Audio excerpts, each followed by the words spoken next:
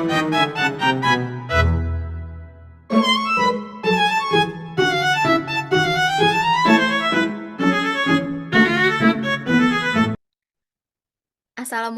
warahmatullahi wabarakatuh.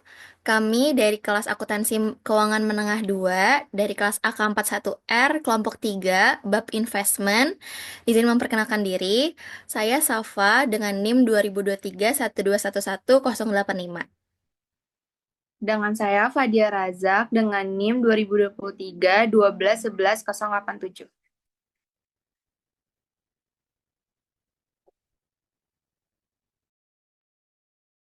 Perkenalkan, saya Revalda Audi Mawar Putri Suhadi dengan NIM 2023 1211003.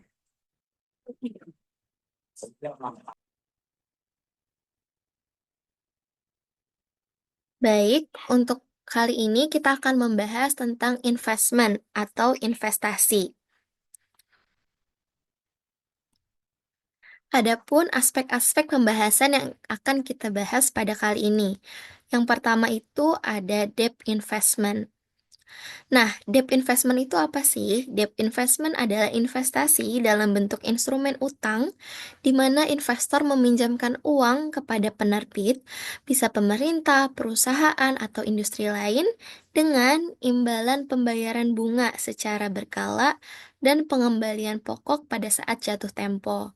Contoh dari debt investment sendiri meliputi obligasi, surat utang, dan pinjaman yang dapat diperdagangkan. Nah, ada juga nih sedikit saya akan menjelaskan tentang karakteristik debt investment. Yang pertama, ada pendapatan tetap. Pendapatan tetap ini yang dimaksud adalah investor menerima bunga secara periodik. Yang kedua, jatuh tempo. Yang dimaksud jatuh tempo ini adalah ada tanggal tertentu di mana pokok investasi harus dikembalikan.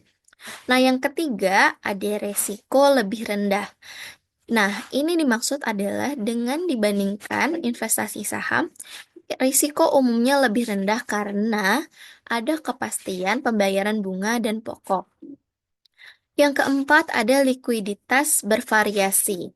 Nah, beberapa instrumen ini bisa diperjualbelikan di pasar sekunder, sementara yang lain harus ditahan sampai jatuh tempo. Lalu, aspek pembahasan yang kedua ada a closer look at debt investment. Nah, a closer look at debt investment ini berarti melihat lebih dalam atau menganalisis lebih detail tentang investasi berbasis utang. Ini bisa mencakup berbagai aspek seperti jenis-jenis debt investment, cara kerjanya, risiko, keuntungan, dan juga dampak-dampak dalam dunia keuangan. Nanti kita akan bahas juga analisis lebih dalam tentang debt investment. Lalu pembahasan yang ketiga kita akan membahas head for collection and selling. Nah, apa sih head for collection and selling dalam investment? Dalam konteks investasi, head for collection and selling bukan istilah keuangan yang umum digunakan.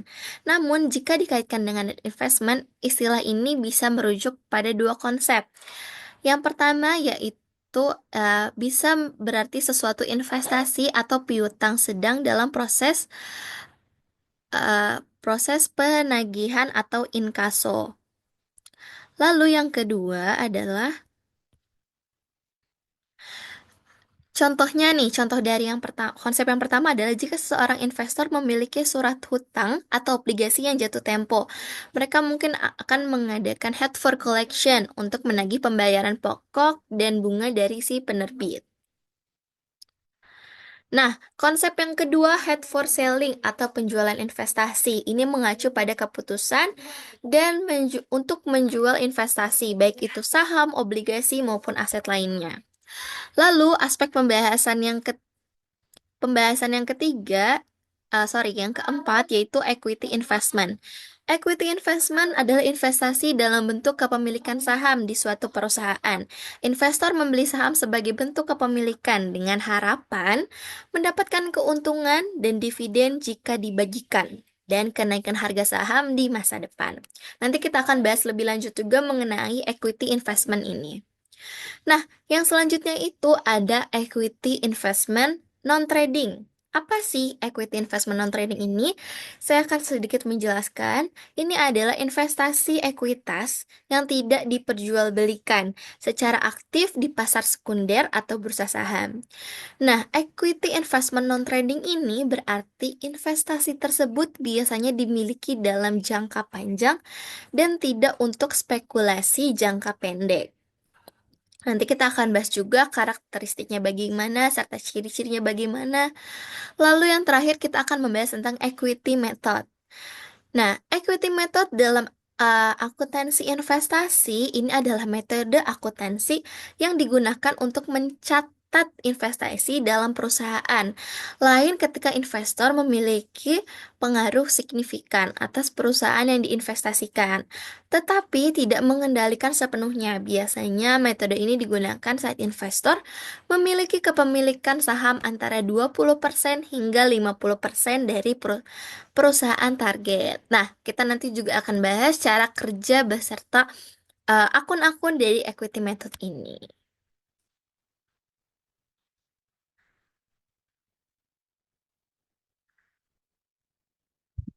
Oke, selanjutnya saya akan membahas tentang debt investments. Itu tadi sudah dijelaskan sebelumnya.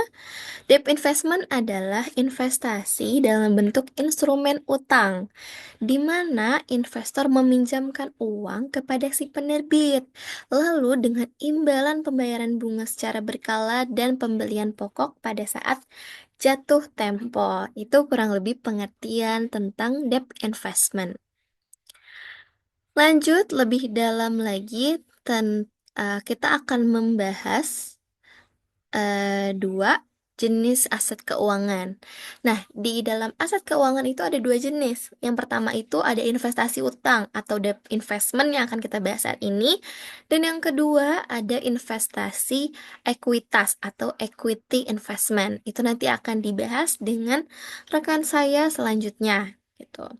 Nah, kalau di debt investment itu contohnya adalah obligasi. Nah, kalau di investment equity investment itu ada saham gitu. Nah, dari debt investment sendiri ini punya karakteristik. Yang pertama ada pendapatan tetap. Ini berarti investor menerima bunga atau kupon secara berkala. Dan yang kedua, karakteristik dari debt investment ada jatuh tempo. Ada tanggal-tanggal tertentu di mana pokok investasi harus dikembalikan. Itu namanya jatuh tempo. Lalu yang ketiga, ada resikonya lebih rendah dibandingkan saham karena ada kepastian pembayaran bunga dan pokok kecuali jika penerbit gagal bayar. Dan yang terakhir, karakteristik yang keempat adalah likuiditas bervariasi. Beberapa instrumen dapat diperjualbelikan di pasar sekunder, sementara yang lain harus ditahan sampai jatuh tempo. Nah, selanjutnya, sebelum kita masuk ke aset keuangan, jenis-jenis dari debt investment sendiri ini adalah ada obligasi, mungkin teman-teman familiar dengan obligasi atau bonds. Obligasi ini adalah surat utang yang diterbitkan oleh pemerintah atau perusahaan dengan pembayaran bunga tetap atau variabel. Yang kedua, jenis-jenis debt investment, ada surat berharga pasar uang atau money market investment. Ini seperti treasury bills, commercial papers, dan sertifikat deposito yang berjangka pendek.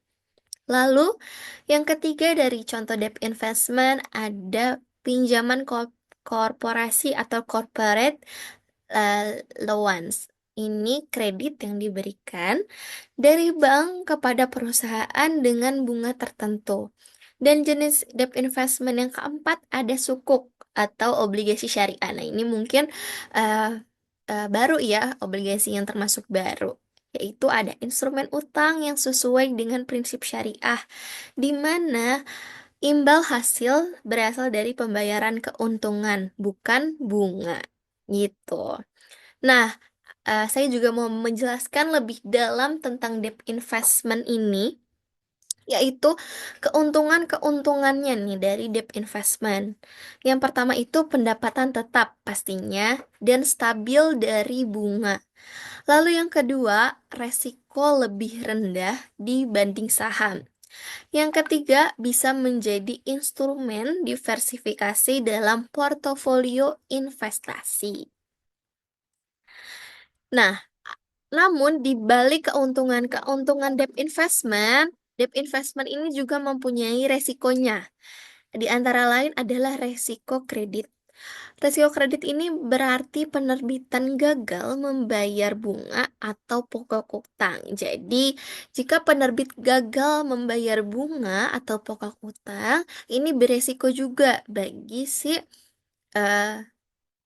pembeli obligasi itu ataupun yang lainnya. Terus yang kedua ada resiko suku bunga. Nah, resiko suku bunga ini jika suku bunga naik, nilai obligasi di pasar sekunder bisa turun. Tuh. Yang ketiga ada resiko inflasi. Inflasi juga mempengaruhi debt investment. Gitu. Inflasi yang tinggi bisa mengurangi daya beli hasil investasi. Tuh. Nah, debt investment sendiri banyak digunakan oleh investor yang menginginkan keamanan dan pendapatan tetap seperti dana pensiun dan individu dengan profil risiko rendah. Gitu. Nah, ada pun aset-aset keuangan. Nah, setiap aset itu bisa berbentuk yang pertama kas atau cash. Terus yang kedua ada investasi ekuitas di perusahaan. Ini bisa saham biaya atau saham preference. Dan yang terakhir ada kontrak untuk menerima kas dari pihak lain, pinjaman, piutang maupun obligasi. Tuh.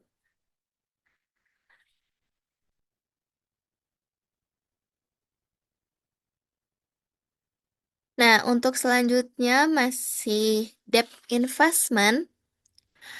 Nah, debt investment ditandai dengan pembayaran kontraktual pada tanggal tertentu dari pokok dan bunga atas jumlah pokok yang terutang. Lanjut yang kedua, IASB. IASB atau International Accounting Standards Board atau Standar Akuntansi Investasi. IASB ini adalah badan internasional yang menetapkan standar akuntansi global, termasuk cara perusahaan mencatat dan melaporkan investasi. Nah, standar IASB ini yang diberikan terutama terdapat dalam IFRS atau International Financial Reporting Standard. Nah, IASB ini mengatur aset keuangan dapat diklasifikasikan dan diukur menggunakan dua pendekatan penilaian. Yang pertama, ada pendekatan biaya perolehan diamortisasi atau amortized cost. Dan yang kedua, ada nilai wajar atau fair value. Nah, sebelum masuk ke pendekatan penilaian, kita bahas dulu tentang si standar-standar IASB ini. Terkait investasi, dalam standar IASB ini terdapat beberapa peraturan-peraturan, ada 5. Yang pertama itu ada di dalam IAS 32, yaitu Financial Instruments Presentation. Terus yang kedua diatur dalam IAS 39, Financial Instruments Recognition and Measurement. Nah, IAS 39 ini digantikan oleh IFRS 9. Terus IFRS 9 Financial Instruments ini pengganti dari si IAS 39 tadi. Terus yang keempat ada IAS 40 Investment Property. Dan yang terakhir diatur dalam IAS 28 Investment in Associates and Joint Ventures. Itu. Nah, kenapa sih harus diatur dalam IASB ini? Nah, penting nih standar IASB dalam investasi. Yang pertama, memberikan transparan dalam pelaporan investasi. Yang kedua, memastikan konsistensi dalam pencatatan investasi di berbagai negara. Lalu yang ketiga, membantu investor memahami resiko dan nilai investasi yang sebenarnya.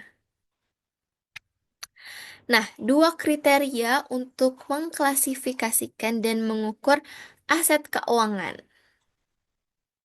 yaitu tadi ada amort, amortisasi cost dan juga value cost atau nilai wajar. Nah, apa sih amortisasi kos itu? Amortisasi kos adalah metode pengukuran aset keuangan yang digunakan untuk aset yang diharapkan akan di-hold hingga jatuh tempo. Jadi intinya, biaya perolehan amortisasi atau amortis cost ini adalah metode di mana aset yang diharapkan akan di-hold dulu sebelum jatuh tempo dengan arus kas yang tetap pokok dari bunga gitu. Metode ini diterapkan sesuai dengan IFRS 9 dan digunakan untuk instrumen keuangan yang memenuhi dua kriteria berikut. Yang pertama, ada model bisnis untuk memegang hingga jatuh tempo, dan yang kedua, arus kas hanya terdiri dari pokok dan bunga. Nah, cara menghitung amortis cost ini bagaimana gitu? Metodenya adalah bunga efektif atau effective interest rate, EIR. Bunga efektif adalah tingkat diskonto yang membuat nilai kini dari arus kas masa depan aset tersebut sama dengan nilai tercatatnya pada awal gitu. Nah, langkah-langkah pengukurannya yang pertama adalah nilai perolehan awal. Aset dicatat pada nilai perolehan awal yaitu harga beli atau harga transaksi awal. Yang kedua ada pengukuran bunga. Bunga dihitung berdasarkan bunga efektif selama periode yang relevan. Yang ketiga, penurunan nilai atau impairment. Jika nilai tercatat lebih besar dari nilai yang dapat dipulihkan, maka dilakukan penurunan nilai impairment dan diakui sebagai kerugian. Itu cara-cara menghitung amortisasi. Atau rumusnya adalah AC, amortisasi cost sama dengan P PV ditambah dalam kurung interest earned dikurang cash receivable. Cash receive. Nah, PV itu apa sih? PV itu present value atau nilai sekarang investasi. Nah, ditambah dalam kurung interest earned bunga yang diperoleh menggunakan EIR dikurangi dengan cash receive atau pembayaran bunga atau pelunasan pokok yang diterima. Nah, itu tadi cara-cara amortis cost. Lalu sekarang cara-cara menghitung fair value. Nah, fair value sendiri itu dikenal dengan nilai wajar, adalah bunga yang akan diterima untuk menjual suatu aset atau dibayarkan untuk mengalihkan suatu kewajiban dalam transaksi yang teratur atau perilaku atas perilaku pasar dan tanggal pengukuran. Nah, gitu. Selanjutnya kita akan bahas dua kriteria untuk mengklasifikasikan dan mengukur aset keuangan. Nah, yang pertama ada model bisnis yang digunakan perusahaan untuk mengelola aset keuangan. Apakah aset tersebut dimiliki untuk mengharapkan arus kas kontraktual? Yang kedua, karakteristik arus kas kontraktual dari aset keuangan.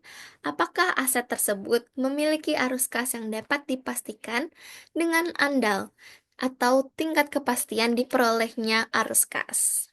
Nah, yang pertama nih, model bisnis atau bisnis model test. Ini digunakan untuk menentukan bagaimana perusahaan mengelola aset keuangan untuk menghasilkan keuntungan. Ada tiga kategori. Yang pertama itu hold to collect atau amortis cost. Jika aset dimiliki untuk mengumpulkan arus kas kontraktual hingga jatuh tempo. Yang kedua ada hold and self, fair value through other comprehensive income atau FVOC. Nah, jika aset dapat dijual sebelum jatuh tempo, tetapi bukan untuk trading aktif. Dan yang ketiga ada trading fair value through profit or loss atau FVIP-TPL.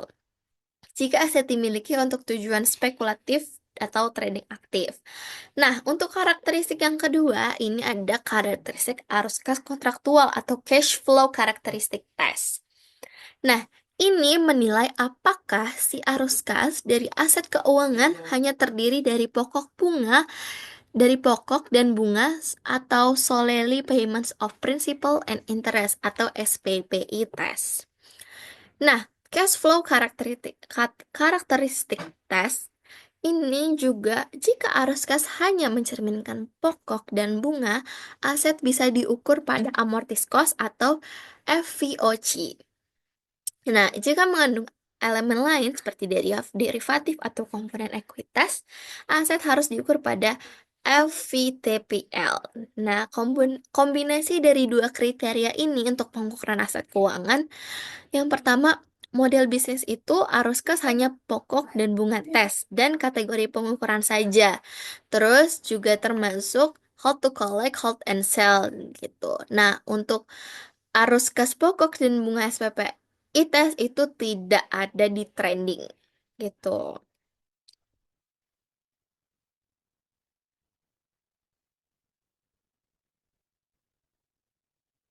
Nah, selanjutnya ada pendekatan akuntansi atau klasifikasi dan pengukurannya. Jenis investasinya ada dua, yaitu utang dan juga ekuitas. Nah, penilaian kriteria akuntansinya adalah utang dimiliki untuk ditagih atau held for collection, ditambah memiliki arus kas kontraktual. Lalu utang juga tidak dimiliki untuk ditagih atau trading, held for collection and selling. Nah, kalau ekuitas tidak memiliki arus kas kontraktual, jadi utang dibagi dua, ada amortis cost dan juga fair value. Sedangkan untuk ekuitas ini hanya fair value saja, gitu. Nah, tadi sudah dibahas juga.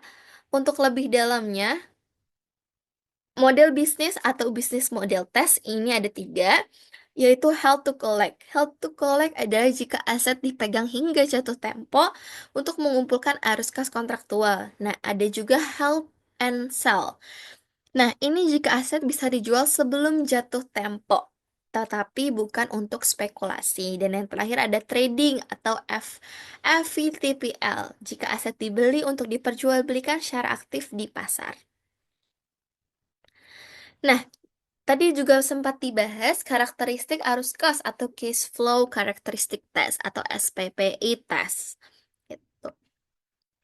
Nah, untuk held to collect, dia itu mempunyai arus kas hanya pokok dan bunga SPPI test. Terus kategorinya juga amortize. Atau held on and sell itu dia juga mempunyai arus kas hanya pokok dan bunga atau SPPI test. Nah, kategori pengukurannya bisa fair value. Kategori pengukuran itu FVOC. Untuk trading dia tidak mempunyai SPPI test dan untuk kategori pengukurannya juga dia menggunakan FVTPL.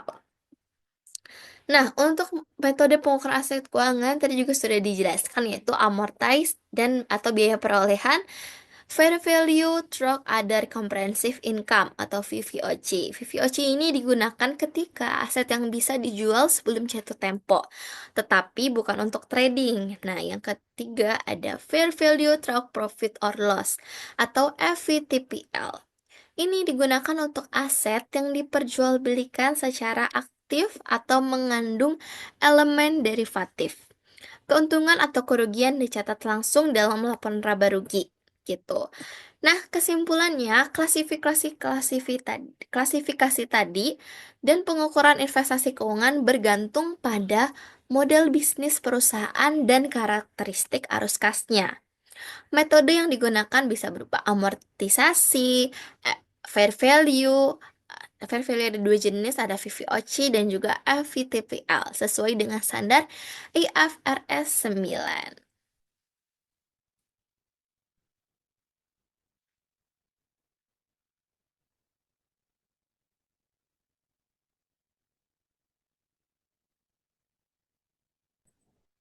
Oke, selanjutnya saya akan mempresentasikan mengenai PPT, yaitu mengenai A Closer Look at Debit Investment. Sorry, Kak. Oke, selanjutnya saya akan membahas tentang A Closer Look at Debt Investment, yaitu perusahaan dapat mengelompokkan investasi utang menjadi tiga kategori. Apa aja sih tiga kategori itu?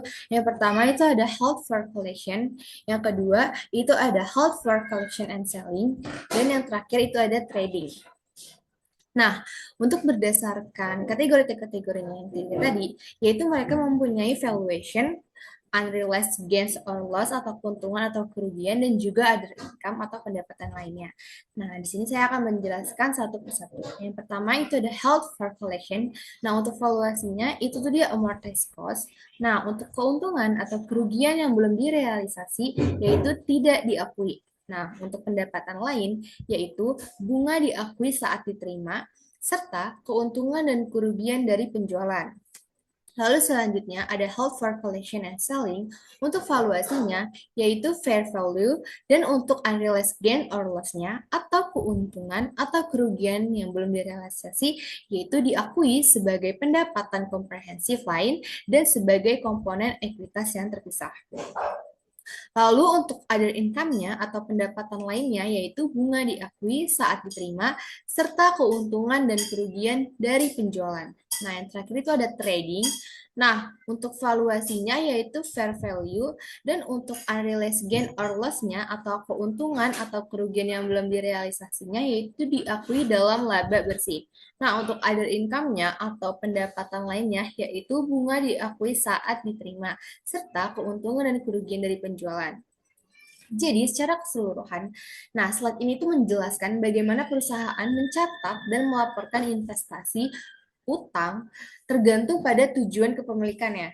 Nah, dengan perbedaan dalam metode penelitian, pengakuan keuntungan atau kerugian, serta dampaknya terhadap laporan keuangan.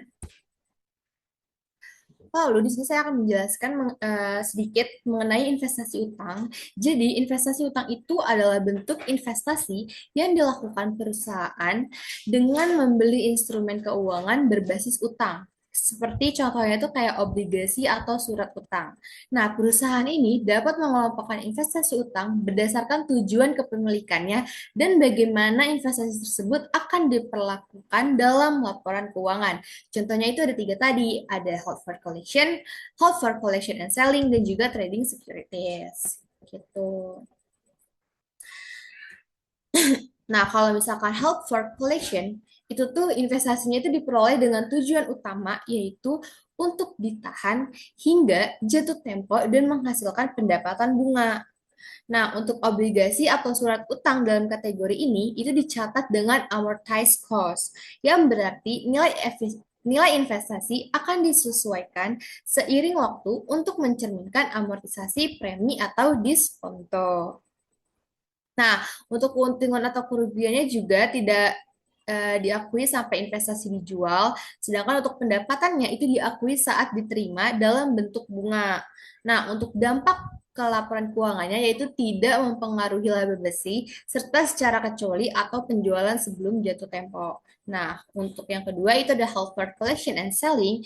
Kategori ini mencakup investasi yang dimaksudkan untuk ditahan dalam jangka waktu tertentu, tetapi juga memiliki kemungkinan nih untuk dijual sebelum jatuh tempo.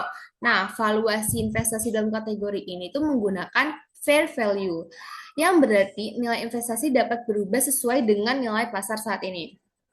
Nah, jadi untuk keuntungan dan kerugiannya, selain yang tadi saya jelaskan tadi, itu juga itu tidak langsung masuk ke dalam laba bersih, tetapi dicatat sebagai pendapatan komprehensif lain dalam ekuitas. Tuh. Selanjutnya ada trading juga, perdagangan sekuritas uang. Nah, kalau trading ini tuh investasi ini diperoleh dengan tujuan untuk diperjualbelikan dalam waktu singkat guna memperoleh keuntungan dari fluktuasi harga pasar. Nah, valuasi investasi ini juga menggunakan fair value. Namun, keuntungan atau kerugian itu dari perubahan nilai pasar langsung diakui dalam laba bersih. Oke. Jadi kesimpulannya itu tuh pemilihan kategori investasi utang itu sangat penting bagi perusahaan. Karena apa? Karena dapat mempengaruhi pelaporan keuangan, laba rugi, dan juga ekuitas. Hold for collection lebih stabil karena tidak terpengaruh fluktuasi pasar. Sedangkan held for collection and selling dia lebih menawarkan fleksibilitas tetapi dapat mempengaruhi ekuitas. Nah, sedangkan trading itu dia memiliki resiko tinggi karena perubahan nilai pasar langsung mempengaruhi laba bersih kayak gitu. Jadi kategori ini juga berpengaruh terhadap strategi keuangan perusahaan. Jadi tergantung pada apakah perusahaan ingin fokus pada pendapatan bunga jangka panjang atau pengambilan keuntungan dari perubahan harga pasar di investasi utang. Oke, selanjutnya next. Bisa next.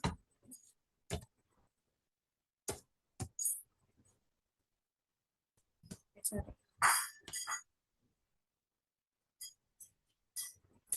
Nah, ini adalah debt investment atau held for collection and selling. Jadi, di investasi utang dengan motif held for collection and selling memiliki perlakuan akuntansi yang sama dengan investasi utang dengan held for collection selama periode pelaporan. Selama periode pelaporan atau menggunakan biaya peroleh selama periode pelaporan itu. Nah, menggunakan biaya perolehan di amortisasi atau amortized cost. Namun, pada tanggal pelaporan, perusahaan itu harus menyesuaikan amortized cost ke fair value. Juga adanya keuntungan atau kerugian yang belum direalisasi dilaporkan sebagai penghasilan komprehensif lain di laporan laba dan juga rugi. Nah, jadi untuk pengertian dari debt investment ini, itu tuh perlakuan akuntansinya hampir sama dengan investasi utang yang hanya untuk dikoleksi atau held for collection, tetapi ada tambahan pencatatan perubahan nilai wajar dalam laporan keuangan. Dan juga held for collection and selling ini tuh bentuk investasi utang di mana investor membeli surat utang dengan tujuan untuk mengumpulkan pembayaran pokok dan bunga, tetapi juga mungkin menjualnya sebelum jatuh tempo. Nah, contoh kasus sederhananya itu tuh misalkan sebuah perusahaan membeli obligasi senilai 100 juta dengan kupon 5% per tahun. Jadi, jika perusahaan memegang obligasi ini sampai jatuh tempo, maka pendapatan bunga akan diakui setiap tahun. Namun, jika di akhir tahun nilai pasar obligasi naik menjadi 105 juta, maka selisih 5 juta akan dicatat sebagai keuntungan yang belum direalisasi dalam penghasilan komprehensif lain. Nah, jika obligasi akhirnya dijual dengan harga 107 juta, maka 7 jutanya itu akan masuk ke laba rugi sebagai keuntungan yang direalisasi. Lalu selanjutnya, itu ada equity investment represent. Nah, untuk yaitu ada hak kepemilikan seperti saham biasa, saham preferen, atau saham modal lainnya. Lalu ada juga hak untuk memperoleh atau melepaskan kepemilikan pada harga yang telah disepakati atau ditentukan. Untuk biaya perolehan investasi ekuitas mencakup antaranya yaitu ada harga pembelian sekuritas dan juga komisi broker dan biaya lain yang terkait dengan pembelian beban. Nah, jadi equity investment itu adalah bentuk investasi di mana investor membeli saham perusahaan untuk mendapatkan hak kepemilikan.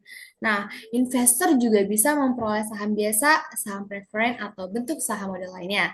Nah, kepemilikan saham memberikan hak kepada investor untuk memperoleh keuntungan dari kenaikan harga saham dan dividen yang dibagikan oleh perusahaan.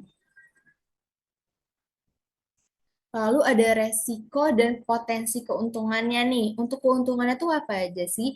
Jadi untuk keuntungannya itu jika harga saham meningkat, investor bisa menjual sahamnya dengan harga lebih tinggi dan memperoleh capital gain.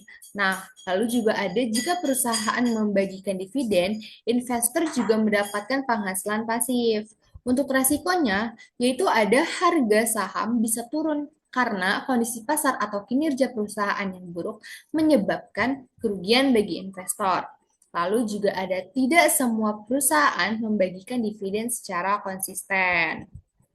Nah, untuk kasus sederhananya ini, eh, misalkan seorang investor itu tuh membeli 100 lembar saham dengan 1.000 per lembar, jadi total investasinya itu 100.000. Lalu jika dalam setahun harga saham naik menjadi 1.500 per lembar, maka nilai investasinya menjadi 150.000 dengan keuntungan 50.000. Namun, jika harga saham turun menjadi 800 per lembar, maka nilai investasi menjadi 80.000. Jadi ia mengalami kerugian 20.000. Seperti itu. Oke, next. Di sini ada equity investment, yaitu suatu keadaan di mana satu perusahaan atau investor memperoleh hak dalam saham perusahaan lain atau investasi. Hal tersebut akan menentukan perlakuan akuntansi atas investasinya setelah diakuisisi. Nah, untuk percentage of ownership-nya itu terbagi menjadi dua, yaitu ada level of influence dan juga valuation methodnya nih. Nah, berdasarkan jumlah saham yang dimiliki, pengaruh investor terhadap investasi bisa dikategorikan sebagai 0% sampai 20%, itu disebut dengan little or none atau pengaruh kecil atau tidak. Nah, ini tuh apa aja sih? Jadi investor tuh memiliki kepemilikan saham yang kecil, biasanya hanya untuk tujuan investasi tanpa pengaruh signifikan terhadap keputusan perusahaan investasi. Nah, untuk metode akuntansinya, yaitu dia fair value method. Nah, untuk pengakuan laba atau ruginya, jadi keuntungan atau kerugian dari perubahan nilai saham dicatat dalam laporan laba rugi. Selanjutnya itu untuk 20% sampai 50% atau bisa disebut dengan signifikan, influence, atau pengaruh signifikan. Nah, itu apa aja sih? Jadi, investor memiliki cukup saham untuk memberikan pengaruh dalam pengambilan keputusan yang strategis, seperti memiliki kursi di dewan direksi atau keterlibatan dalam kebijakan bisnis investasi. Lalu untuk metode akuntansinya, yaitu dia memakai metode akuntansi equity method. Nah, untuk pengakuan laba atau ruginya, yaitu investor mengakui bagian dari laba atau rugi investasi berdasarkan persentase kepemilikannya. Jadi, jika investasi memperoleh laba, investor mencatatnya sebagai pendapatan, dan jika investasi rugi, investor juga mencatat bagian rugi tersebut. Nah, lalu selanjutnya itu 50% sampai 100%, yaitu ada kontrol atau kontrol penuh atau mayoritas. Nah, investor ini memiliki saham mayoritas dan dapat mengendalikan keputusan bisnis investasi. Dalam kasus ini, investasi menjadi anak perusahaan atau subsidiari dari investor. Untuk metode akuntansinya, yaitu dia memakai metode akuntansi consolidation method. Nah, untuk pengakuan laba atau ruginya, jadi seluruh aset, kewajiban, pendapatan, dan beban investasi digabungkan ke dalam laporan keuangan investor sebagai satu entitas. Jadi kesimpulannya yaitu pemilihan metode akuntansi investasi saham bergantung pada seberapa besar pengaruh investor terhadap investasi. Jika kepemilikannya kecil, 0-20%, investasi dinilai berdasarkan nilai pasar atau fair value method. Nah, jika investor memiliki pengaruh signifikan dari 20% sampai 50%, laba dan rugi diakui berdasarkan bagian kepemilikan, equity atau disebut dengan equity method. Jika investor memiliki kontrol penuh atau di atas dari 50%, laporan keuangan investasi digabungkan dengan laporan keuangan investor atau disebut dengan consolidation method. Nah, memahami klasifikasi ini tuh penting banget karena apa? Karena dapat mempengaruhi bagaimana investasi dicatat dalam laporan keuangan dan bagaimana keuntungan serta resiko dari investasi tersebut itu dikelola. Oke, selanjutnya penjelasan tambahan nih mengenai equity investment. Itu sini ada kategorinya, holding less dan 20%, situ ada trading dan non-trading option. Jadi investasi saham dapat dikategorikan berdasarkan tingkat kepemilikan dan pengaruh investor terhadap perusahaan yang diinvestasikan. Kategori ini juga menentukan metode valuasi dalam perlakuan keuntungan dalam kerugian yang belum direalisasi, serta dampak lain terhadap laporan keuangan.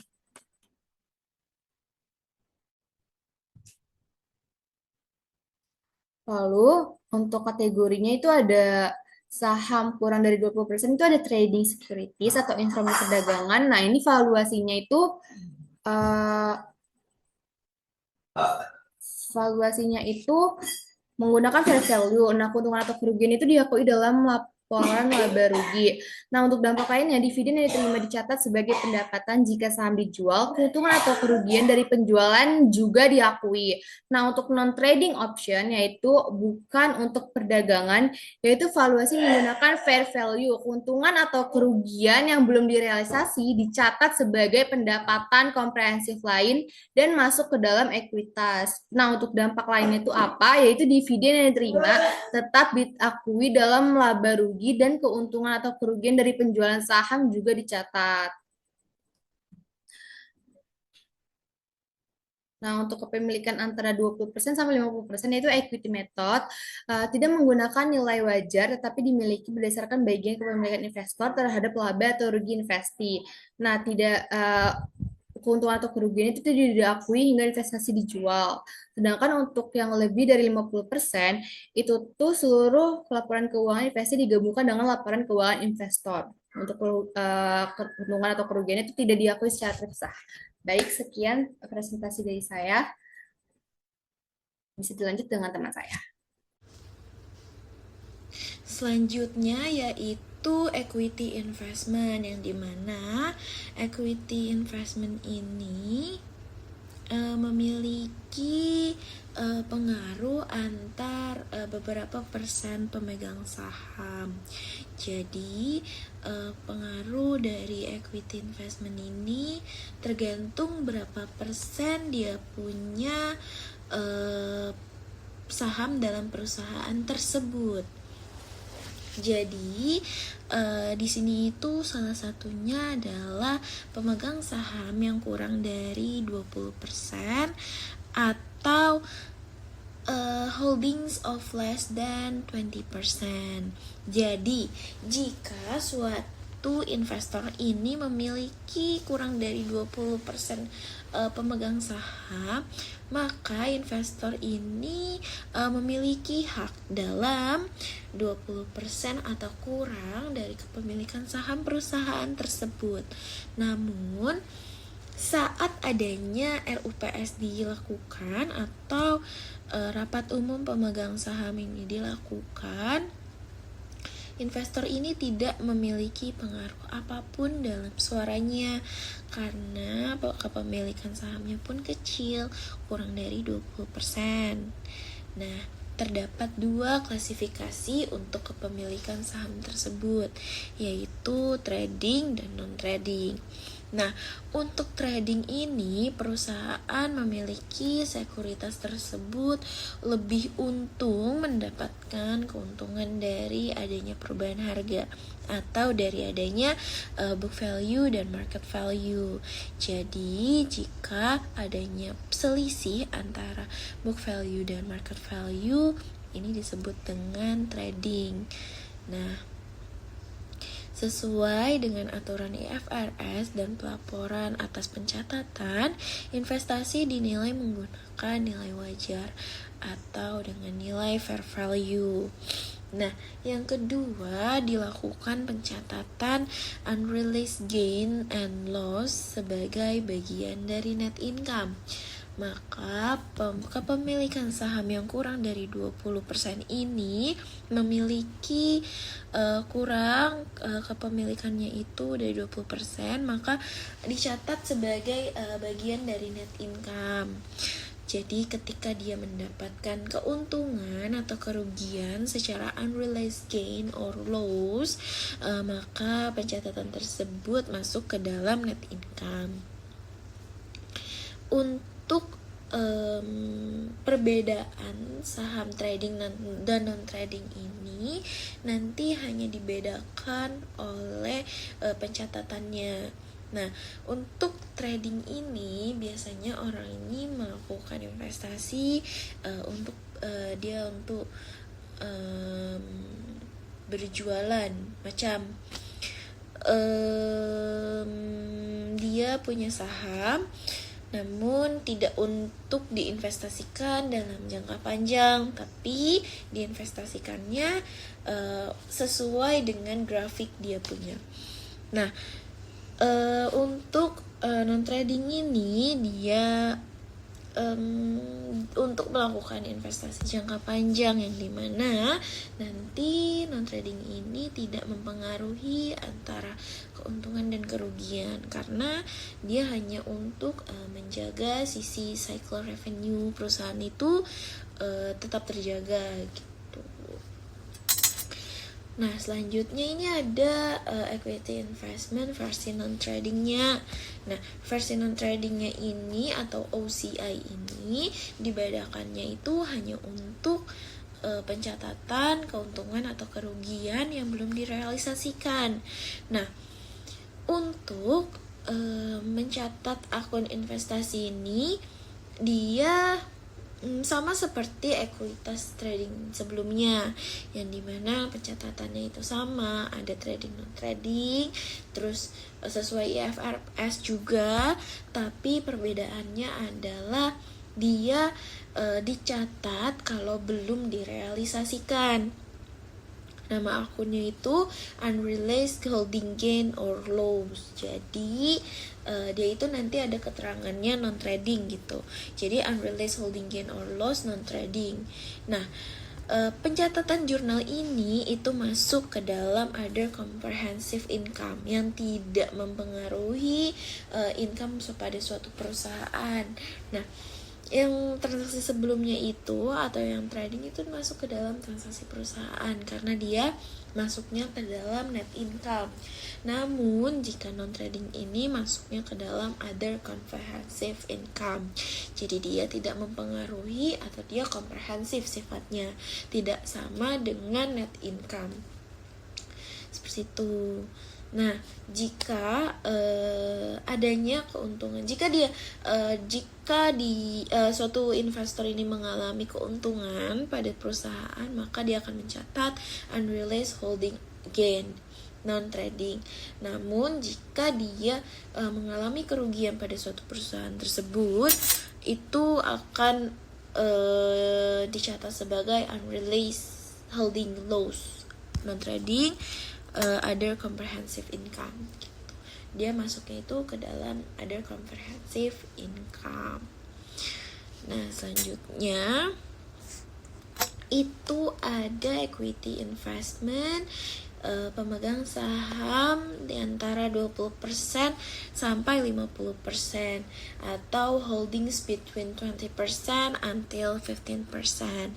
Nah, investor ini jika dia memiliki kepemilikan kurang dari 50% pada perusahaan, maka secara hukum ini dia itu tidak mempengaruhi apapun dalam perusahaan tersebut. Namun jika pemegang saham yang lebih dari 50% ini secara peraturan perusahaan dia mempengaruhi atau memiliki pengaruh yang signifikan atas kebijakan dari operational management dan keuangan dalam suatu perusahaan. Nah, jika suatu perusahaan ini dia memiliki kepemilikan 20% sampai 50%, maka dia akan melakukan yang namanya metode ekuitas, pencatatan metode ekuitas atau equity method. Setelah ini kita bahas apa itu equity method atau metode ekuitas dalam pencatatan perusahaan. Namun di sini ada dua kebijakan, dia ada holdings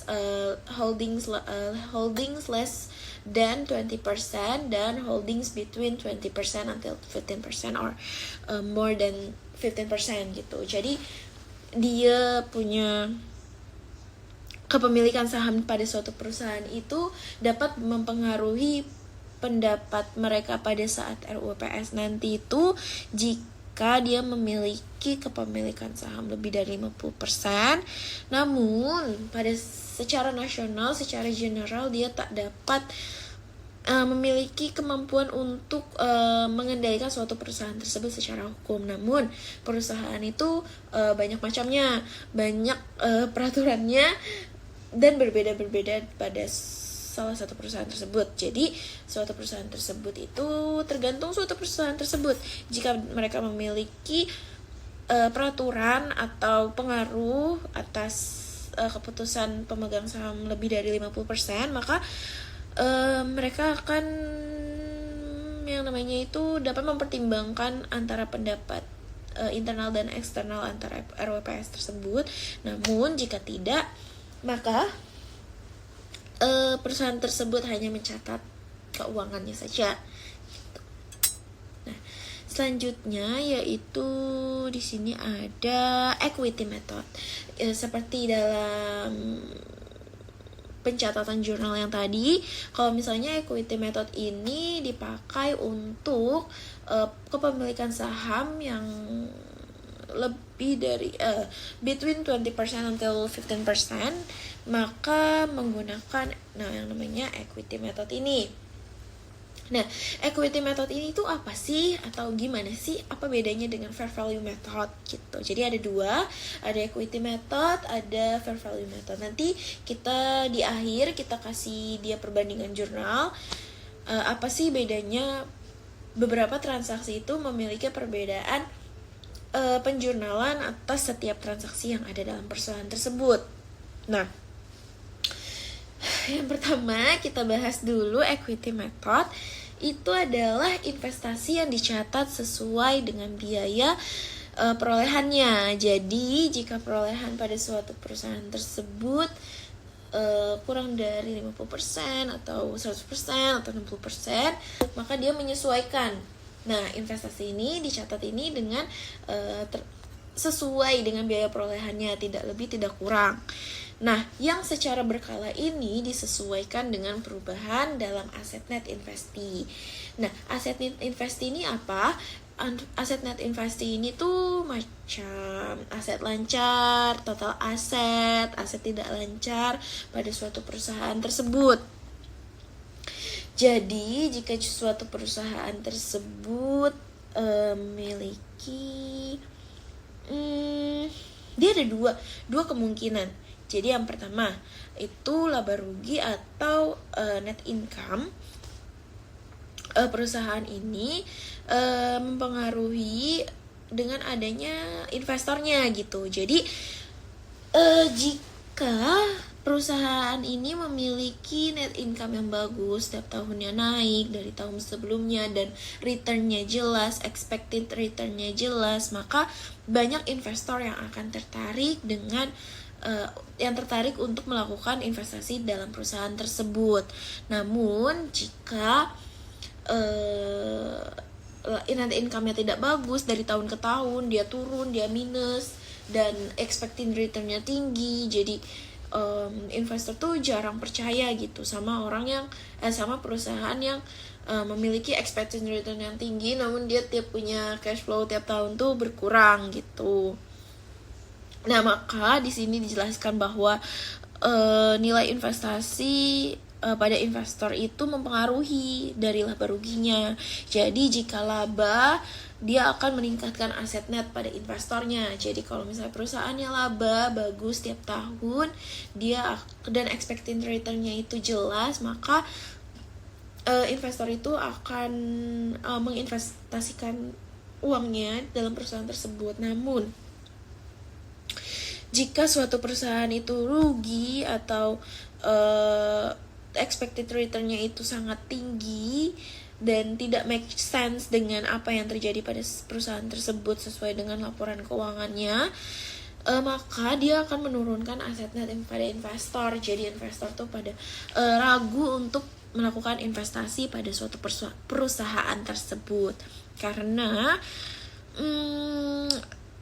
net income-nya pun tak jelas dan expected returnnya tinggi. Tak mungkin ada orang dia punya expected returnnya tinggi. Kalau misalnya pada investasi itu kita sebut dalam high return, high risk, high return. Jadi kalau misalnya kita mau return yang tinggi, maka resikonya akan tinggi. Namun jika returnnya rendah, maka resikonya pun rendah. Tak ada orang mau returnnya tinggi tapi risknya rendah gitu. Ada tapi tak ada dalam perusahaan, dan di investasi itu sangat diragukan gitu. Nah, yang kedua itu adanya dividen yang diterima akan menurunkan nilai pada investasi investor pada perusahaan. Nah, untuk dividen ini sendiri itu saham itu dibagi menjadi dua. Ada saham ordinary dan saham preference. Namun di Indonesia saat ini tuh saham preference itu jarang diadakan di perusahaan karena dia termasuk liability atau hutang gitu. Jadi dividen yang diterima akan menurunkan nilai investasi investor pada perusahaan investasi ini. Jadi kalau misalnya di suatu perusahaan ini ada pemegang saham preference, jadi dia akan lebih diutamakan daripada yang pemilik saham ordinary. Jadi kalau misalnya saham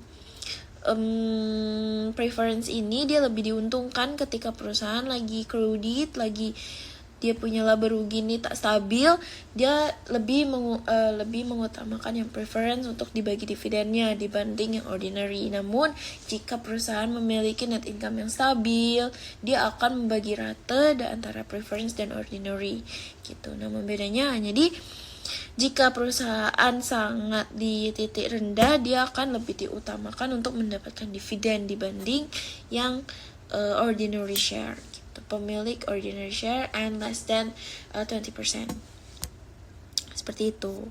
Nah, yang terakhir ini kita akan membahas perbandingan antara fair value method versus equity method. Yang tadi saya jelaskan bahwa fair value method dan equity method ini hanya dibedakan di beberapa jenis transaksi saja. Nah, yang pertama ini adalah transaksi pembelian saham investasi. Nah, mereka tidak memiliki perbedaan saat melakukan transaksi pembelian saham investasi, karena yang di debit dia tetap equity investment, yang di kredit dia akun cash. Jadi mereka tidak memiliki perbedaan yang signifikan ketika adanya transaksi pembelian saham investasi. Yang kedua, adanya transaksi ketika investor ingin melakukan adanya net income. Jadi kalau misalnya pada fair value method ini, fair value itu kan nilai wajar. Kalau misalnya dia melaporkan adanya net income karena dia tidak mempengaruhi nilai wajar, maka pada fair value method ini tidak ada pencatatan atas transaksi tersebut. Jadi dia masuknya no entry, tapi pada equity method atau metode ekuitas dia dicatat atau diakui pencatatannya, karena pada dia akan mempengaruhi income from investment dan equity investmentnya. Maka yang di debit equity investment, yang di credit income from investment. Nah, yang ketiga itu adanya transaksi penyesuaian fair value atas kepemilikan saham. Nah, di sini pada equity method pun tidak ada pencatatan atas transaksi tersebut karena tidak mempengaruhi fair value adjustment-nya, karena dia menggunakan equity method. Jadi di fair value method dia diakui karena adanya fair value adjustment pada transaksi tersebut. Jadi yang di debit itu fair value adjustment, yang di credit itu unrealized gain or loss pada income gitu. Nah, yang keempat itu adanya pembayaran dividen melalui tunai atau melalui cash. Pada dasarnya dia tidak memiliki perubahan yang signifikan juga karena sama-sama mengurangi cash perusahaan, yang dimana cashnya itu di debit dua-duanya antar fair value dan equity. Namun, yang jadi pembedanya adalah akun yang dikreditnya. Jika dalam fair value method itu yang dikredit adalah dividend revenue, maka dalam equity method itu yang dikredit itu equity investment. Kenapa? Karena dalam fair value ini dia mempengaruhi dividen revenue-nya perusahaan. Tapi jika equity method ini dia akan mempengaruhi equity cycle-nya dia, jadi dia mengurangi equity investment-nya gitu. Nah, yang terakhir itu investor melaporkan adanya kerugian dalam perusahaan.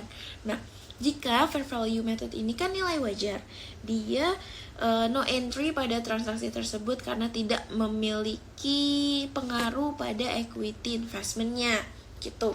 Nah, kenapa di equity method ini diakui? Karena dia mengurangi atau mempengaruhi equity investment-nya. Jadi yang didebet itu investment loss karena dia rugi, jadi investment loss atau kerugian investment, dan yang dikredit adalah equity investment karena dia mempengaruhi cycle equity-nya perusahaan, maka dia akan diakui transaksinya pada investor melaporkan adanya kerugian. Nah, jadi ada 5 transaksi yang memiliki 4 transaksi yang memiliki perbedaan antar jurnal, antar fair value dan equity method, yaitu saat investor melaporkan adanya net income. Setelah itu ada penyesuaian atau adjustment antar fair value dengan kepemilikan saham. Terus yang ketiga itu ada pembayaran dividen tunai, tapi dia mempengaruhi akun yang dikredit. Nah, yang terakhir itu investor melaporkan adanya kerugian.